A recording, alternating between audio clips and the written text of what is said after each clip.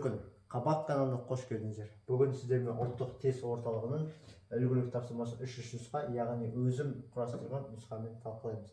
Алдымен нұсқаға өтпес бұрын, алдымен описаниенің төменгі жағында орналасқан сілтемеге басып, менің тестімді орындауыңыз, немесе QR арқылы өтіп, тапсырманы орындасаңыздар болады.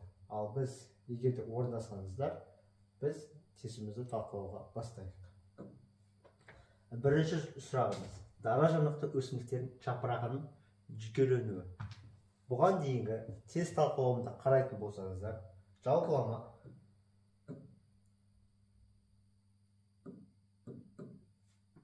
дара жанақты қос жанақты деп аталу себебі, дара жанақты деп міне бір тұқым жанағын тұрады. Қос жанақты ise міне екі қос жанағын тұрады. Сосын тағы да бір ерекшелік, бізде дара жанақтарда шашақ тамыр жүйесі, ал қос жанақтарда кіндік тамыр жүйесі дамыған. Енді дара жанақты өсімдіктердің жапырақтарының жүйкелену типі қараңыздар. Параллель және доға тәрізді. Сонда жауап параллель. Ал қос жанақтарда саусақ салып қауырсын тәрізді, сосын торлы деп жүйкеленеді. Келесі сұрағымызға кеттік. Келесі сұрағымыз: сабаққа ауа өткізетін қабат. Егер де қарасаңыздар, мәтінде бізде қабықтың бөлімі 3 бөлінеді: өн, тоз, тін. Енді соның ішінде сабаққа ауа өткізетін бізде тоз қабаты. Келесі сұраққа кеттік. Келесі сұрағымызда жасушаларда түзілген сұйықтық арнайы өзекшелер арқылы қуыс мүшелерге немесе сыртқа шығарылады. Бұл дегеніміз қандай без деп тұр. Егер де сыртқы секрециялық бездің анықтамасын алып қарасаңыздар, сыртқы секрециялық бөліп шығарушы өзегі болады. Секретті мүше немесе денеге секреттер көп түзіп арнайы өзекшелер қосады. Значит, бізде дұрыс жауап экзокриндік. Міне сыртқы секрет немесе экзокриндік деп аталады. Келесі сұраққа кеттік. Келесі сұрақта ұзын сүйектер. Сүйектердің жалпы екі пішіне бойынша қысқа сүйектер және ұзын сүйектер деп бөлінеді. Соның ішінде мына жерде ұзын сүйектер әрине дұрыс жауап ортан жүрек. Ал білезік, жауырын, қабырға болады. Жауырын мен қабырға бұл жуан сүйектер, ал білезік болса қысқа сүйектер жатады. Келесіне кеттік. Келесінде бізде аталық тозаң аналықтың қай бөлімі арқылы кіреді? Яғни тозаң бізде қалай кіреді аналыққа? Егер де құрылысына жеке қарайтын болсаңыздар, аналықтың мойын аузы бар. Мына жерде тозаң тұрады. Тозаң барады, аналықтың аузына жеке барады да, одан кейін жатынға барады. Міне. Значит, бізде толыққан жауап аналықтың аузы арқылы. Аналықтың аузы арқылы бізде тозаң түседі. Келесі сұрақ. Келесі сұрақта санауық жасуша қабырғасының қаңқасын түзетін зат. Бізде жасушалардың түрлерін қараңыздар. Ең бірінші санауықтан бастайық. Санауықтың жасуша қабырғасы хитиннен дейді. Дұрыс жауап сонда хитин. Ал целлюлоза неден тұрады? Өсімдіктерде целлюлоза, значит, целлюлоза өсімдік, мурин бактерия, холестерин оларне май тәрізді адамның денесінде болатын заттар. Бактерияларда мурин дейді. Бізде дұрыс жауап хитин санауықтарда. Келесі сұрақ. Келесі сұрақты соматикалық жасушалар түзетін процесс. Яғни бізде жасушаның бөлімі 3 түрі бар: митоз, миоз, амитоз. Енді осының ішінде қайсы соматика? Соматика деген бізде дене жасушалары. Яғни бізде соматикалық дене жасушасы бізде митоздың әсерінен болады. Яғни бізде екен болса, ол яғни бізде екен болады. Сонда бізде 46 хромосом болса, біздің әрбір дене жасушасымызда 46 хромосом болады. Ал миозға келетін болсақ, миозда бізде жыныс жасушалары 23 болып көрінетін білесіздер ғой. Сосын ағай ұрықтар болғанда 23 қосылып, жалпы 46 жаңа ағза дамиды. Ал митоз деген ол. Бұл жеке қарапайымдан екіге бөлінуі, ал бүршіктер деген бұл әрине гидрогаттан көрсетіледі. Келесі сұрақ қой.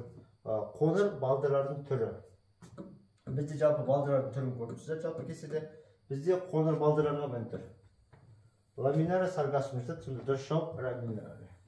Хлория жасыл балдыр, порфирия Қызыл балдыр, спирулина, ол цианобактер, яғни көк жасыл балдыр. Келесіне кеттік. Келесі сұрақ, зәр шығару жүйесі алғаш пайда болды. Егер де осыған дейінгі нұсқаны талқылайтын қарайтын болсаңыздар, ең алғашқы зәр шығару жүйесі әрине құрттарда пайда болды. Дұрыс жауап міне. Ішек қуысы құрттарда ерекше жоқ міне. Сонымен ерекше. Ең біріншісінде ішек қуыстыларда ең алғаш рет зәр шығару жүйесі пайда болды. Есіне еттік. Келесі, миға қан құйылу. Сіздер жүрек қан тамыры ауруларын өткендегі тесттен қарасаңыздар, жалпылама бізде инсульт, миға қан құйылу ауруы. Сонда инсульт ұшырап. Ал инфаркт дейді ол жүректікі, ишемиялық ауру, жүрек қанмен қамтылысын бұзылуы, гипертония деген ол әрине қан қысымының көтерілуі. Келесі сұрағымызға кеттік. Келесі сұрағымыз, ПП витамин жетіспеушілігінен болатын ауру. Бізде ПП әрине никотин қышқыл немесе ниацин деп аталады. А витаминоз деген білесіздер, яғни жетіспеушілігінен пелагра ауруы. Мешел бұл рахиттің гипервитаминоз, яғни Д витамин тым аса көбейіп кетсе, құрқылақ бұл сингадит, яғни ісі аскорбин қышқылының жетіспеушілігін туындайды. Келесіне кеттік. Келесі сұрақ. Бүйректің құрылымдық және қызметтік бірлігі. Бүйректің құрылымдық және қызметтік бірлігі ол әрине нефрон. Нефрон. Нефронға жеке сұрақтар бар, да соны қарастырамыз. Келесіне кеттік. Келесі сұрақта бізде самырқақтың жануарға ұқсастығы. Егер де тікелей кестеден қарайтын болсаңыздар, бізде бұл жерде самырқақтың жануарға ұқсастығы көрсетілген. Жалпы самырқақтың жануарға белгілерін қарап қарасаңыздар, жасы іш қауысы ситиннен тұрады, қоректі қор заты гликоген, хлоропласттар жоқ, дарын органикалық заттармен қоректеледі, лизосомалар, аскорбин бактері бар. Енді осының ішінен бізге тән қоректі заты гликоген. Ал өсімдікке тән ол вакуолі болады, қозғалмайды, бүкіл тіршілік бойы өседі. Спор арқылы көбею осының барлығы өсімдікке жатады. Келесі сұраққа кеттік. Келесі сұрақта бізде баяу ұйқы кезінде. Әрине, бізде баяу ұйқы кезінде адамның іс-әрекеті өте баяу болады организмнің. Ал егер тез ұйқы болса, ол гиперфункция болады. Сонда бізде тамырдың соғуы баяу болады. Ал қалғандары, бұлардың барлығы бізде тез ұйқыға жатады. Келесі сұрағымызға кеттік. Келесі сұрағымызда бунақдейлер арқылы айқас тозданатын өсімдіктер. Бізде айқас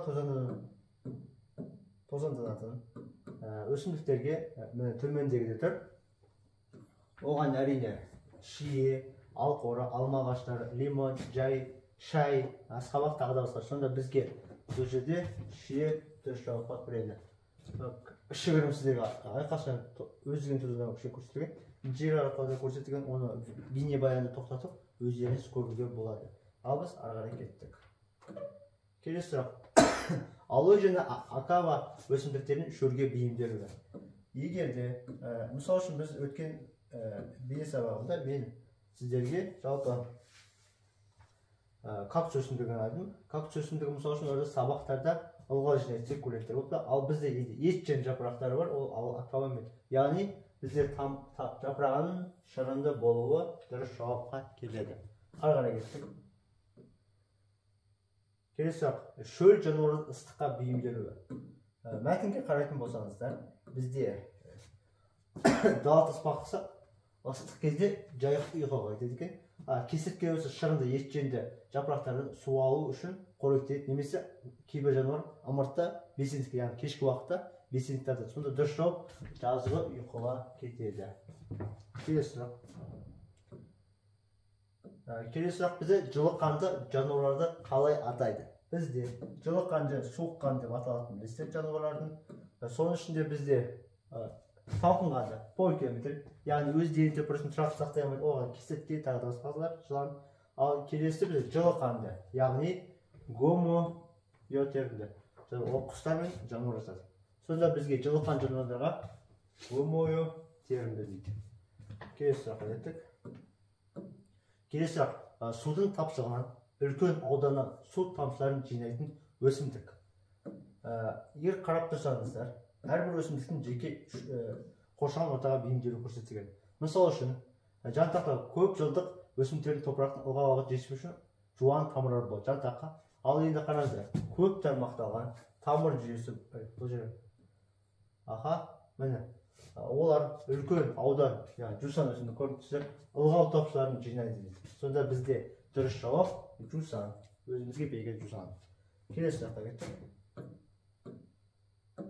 Келесі сұраққа, нефронның кеңейген бөлігі. Мәтінге назар аударыңыздар.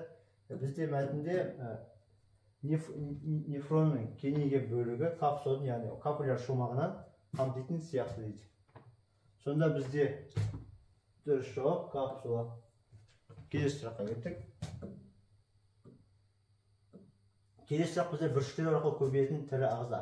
Көріп тұрсыздар, дұрыс жауап бұл гидра. Келесі сұрақ. Ауыз қуысынан бөлінетін асқорыту ферменттері. Асқорыту ферменттері ауыз қуысында міне сіздерге көрсетілген. Бұл жалпы амилаза, малтаза, лизосим. Әрбірдің ферменттің атқаратын қызметтері бар. Дұрыс жауап алайық. Амилаза, малтаза, лизосим. Амилаза крахмал глюкоза дейміз айтады. Малтаза вазозды тұраққа дейді. Лизосим болса бактерия жатыр. Қалғандарын да өздеріңіз қарауларыңызға болады. Біз ары қарай кеттік. Жалпы келесі ұйқы безінен бөлінетін гормондар. Ұйқы безінен бізде екі гормон бөлінеді. Өздері жиі кездесетін сұрақ, ол әрине инсулин мен гликоген. Дұрыс жауап инсулин, гликоген. Келесі сұраққа кеттік. Келесі сұрақ түр түзудің географиялық түр түзулері дейді. Міне бізде екі түрі бар. Түр түзудің аллотропиялық және симпатиялық. Соның ішіне қараңыздар міне. Географиялық бөлінеді, олармен аллотропиялық. Дұрыс жауап аллотропиялық. Ал симпатиялық ол жеке даралардың бөлінуі. Келесіне кеттік. Келесі сұрақ тағамдық жағармдық мерзімін ұлғайту үшін өсімдіктер майларын жоғары температура қыздыру арқылы алынатын тағам өндірісінде пайдаланатын май түрі. Бізде майдың үш түрі бар екен білесіздер жалпы.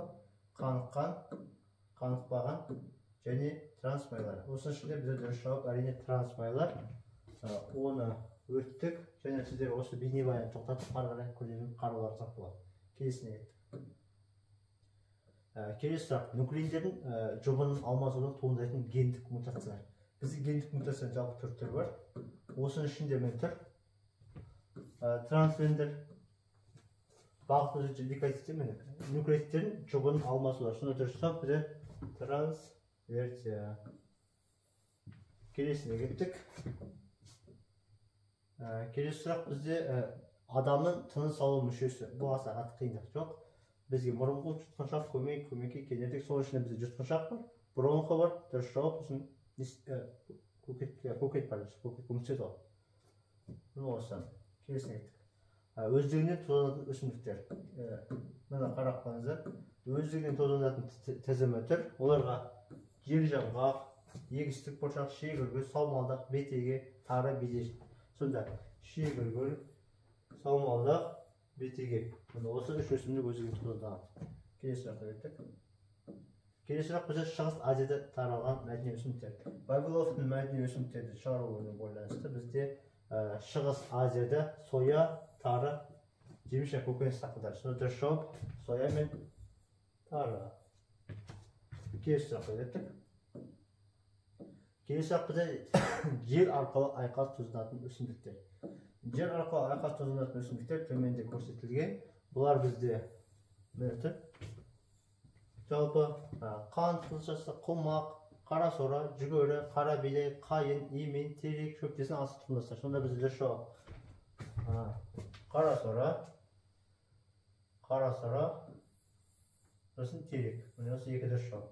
Қалғандары лимон, бунақтер мен жержаңғақ өздігінен, шай, бунақтер, асқабақ бізде келесіне кеттік.